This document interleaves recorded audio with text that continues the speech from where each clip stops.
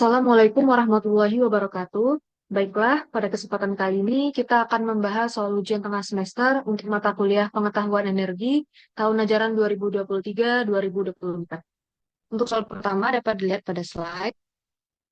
Berdasarkan soal dapat diketahui bahwa kapasitas pembangkit listriknya sebesar 100 megawatt, untuk efisiensi sebesar 45%, dan kandungan energi dalam batu bara sebesar 4.500 kilokalori per kilogram.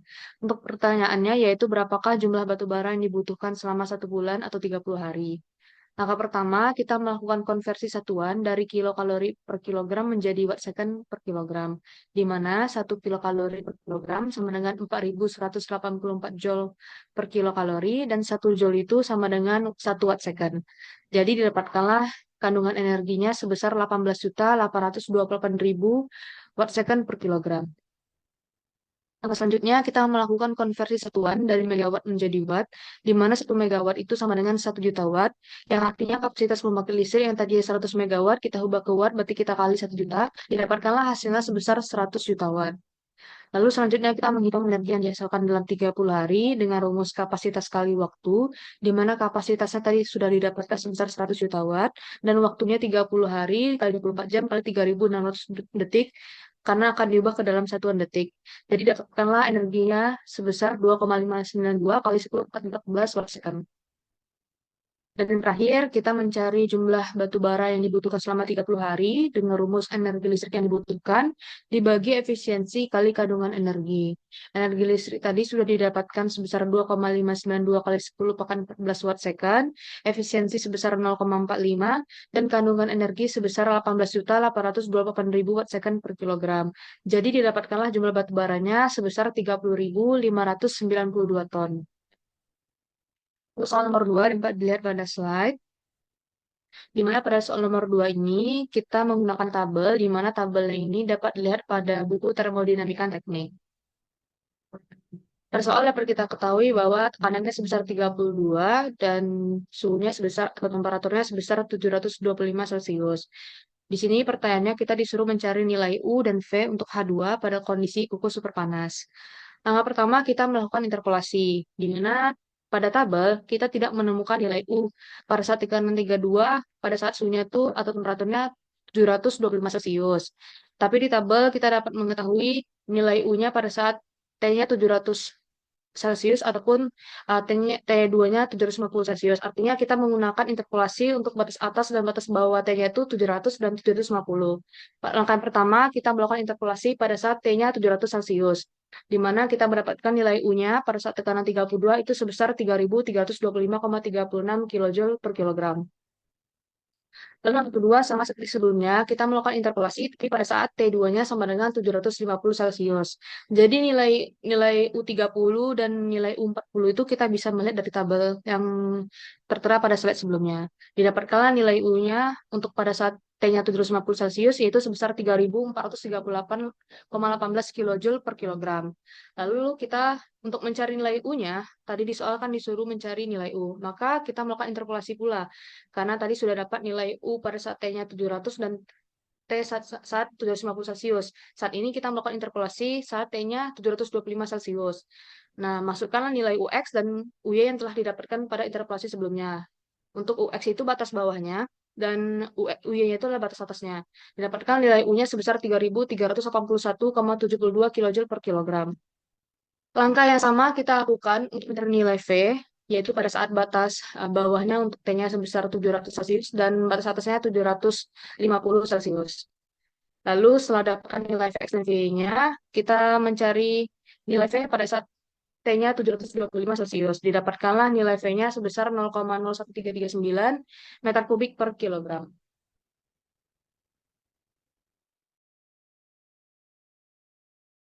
Baik, untuk soal nomor 3 dapat dilihat pada slide.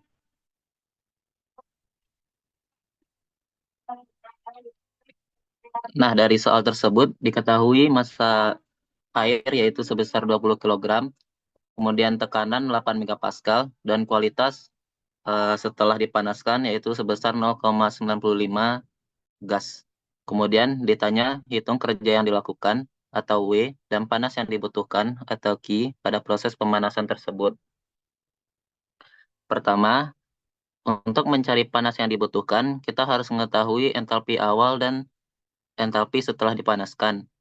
Nah, untuk entalpi ini kita memerlukan data HF atau entalpi saat cairan tersebut berada pada kondisi cair jenuh, dan Hg yaitu entalpi saat cairan tersebut pada kondisi kuku super panas. Untuk nilai ini dapat dilihat pada buku termodinamika teknik pada tabel H2O cair jenuh, karena di sini soalnya disebutkan kondisinya cair jenuh.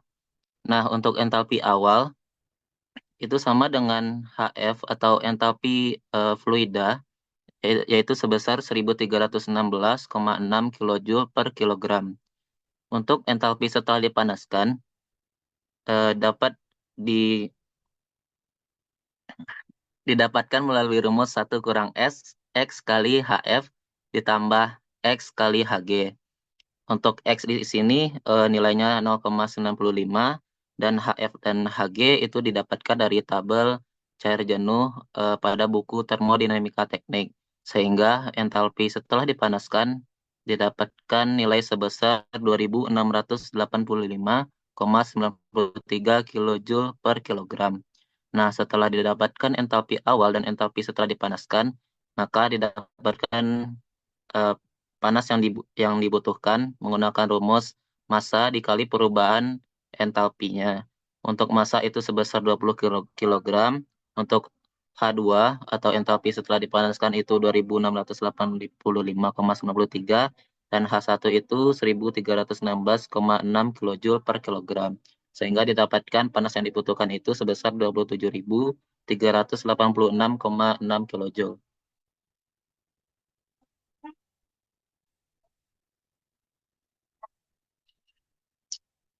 Ini contoh bagaimana cara kita melihat tabel H2O jenuh, di mana pada tekanan 8 megapascal didapatkan HF itu sebesar 1316,6 dan Hg itu sebesar 2758. Selanjutnya, kerja yang dilakukan. Untuk mencari nilai dari kerja yang dilakukan, kita memerlukan data volume awal dan volume setelah dipanaskan. Nah, untuk mencari volume awal sebelum dipanaskan, itu hampir sama dengan entalpi pada sebelumnya. Namun, pada tabel tersebut hanya diketahui volume spesifik, sedangkan yang dibutuhkan di sini adalah volume saja, sehingga diperlukan dikali dengan massa. Untuk mencari nilai VF di sini, dapat dilihat pada tabel termodinamika teknik, pada tabel cair jenuh. Untuk V1 menggunakan rumus M kali VF, dan kemudian didapatkan V1-nya atau volume awalnya itu sebesar 0,02768 meter kubik. Kemudian untuk volume setelah dipanaskan atau kondisi campuran dengan 0,95 gas, itu menggunakan rumus massa dikali 1 dikurang X kali VF tambah X kali VG. Untuk massa itu bernilai 20, kemudian X bernilai 0,95. Kemudian untuk VF dan VG dapat dilihat pada tabel termodinamika teknik pada tabel cair jenuh. Sehingga didapatkan V2 itu atau volume setelah dipanaskan itu sebesar 0,44826 meter kubik.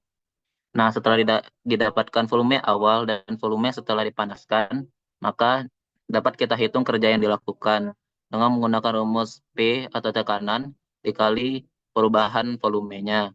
Untuk tekanan yang diketahui pada soal itu 8 megapascal, kemudian dikonversi ke kilopascal menjadi 8.000 kilopascal, dengan kemudian V2 0,44826 dikurang dengan V1 0,02768 meter kubik. Sehingga didapatkan kerja yang dilakukan itu sebesar 3.364,67 kilopascal meter kubik atau sama dengan 3.364,67 kilojoule.